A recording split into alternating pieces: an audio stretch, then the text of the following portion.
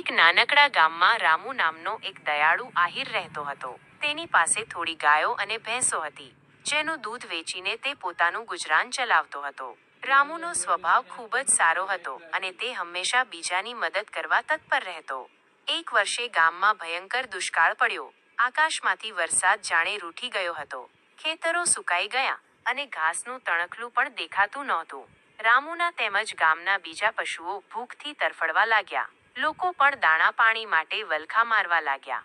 એવા કપરા સમયમાં એક દિવસ એક થાકેલો અને ભૂખ્યો યાત્રાળુ ગામમાં આવી પહોંચ્યો. તેણે ગામના ઘણા ઘરોમાં જઈને ભોજન માટે આજીજી કરી, પરંતુ દુષ્કાળની પરિસ્થિતિને લીધે કોઈએ તેની મદદ કરી નહીં. બધાએ પોતપોતાની મુશ્કેલીઓ જણાવીને તેને નિરાશ કર્યો. ભટકતો ભટકતો તે યાત્રાળુ રામુના ઘરે પહોંચ્યો. રામુએ તે અજાણ્યા મહેમાનને પ્રેમથી આવકાર્યો. તેણે યાત્રાળુને પોતાના ઘરમાં બેસાડ્યો અને પોતાની પાસે જે થોડુંક બચેલું દૂધ અને અનાજ હતું તે પ્રેમથી તેને ખવડાવ્યું.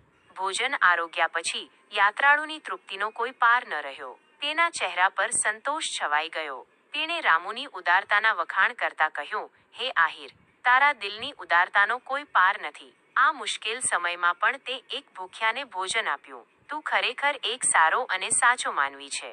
થોડા દિવસો વીત્યા અને કુદરતે ગામ પર પોતાની કૃપા વરસાવી. આકાશ કાળા ડિબાંગ વાદળોથી ઘેરાઈ ગયું અને ધોધમાર વરસાદ તૂટી પડ્યો. વરસાદના કારણે સુકાઈ ગયેલી ધરતી ફરી લીલીછમ બની ગઈ. ખેતરોમાં પાક લહેરાવા લાગ્યો અને પશુઓને ચરવા માટે લીલું ઘાસ મળી ગયું.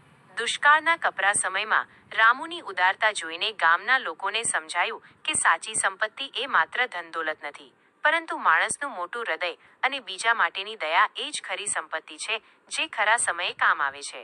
રામુની દયા અને નિઃસ્વાર્થ ભાવનાએ આખા ગામને એક નવી શીખ આપી.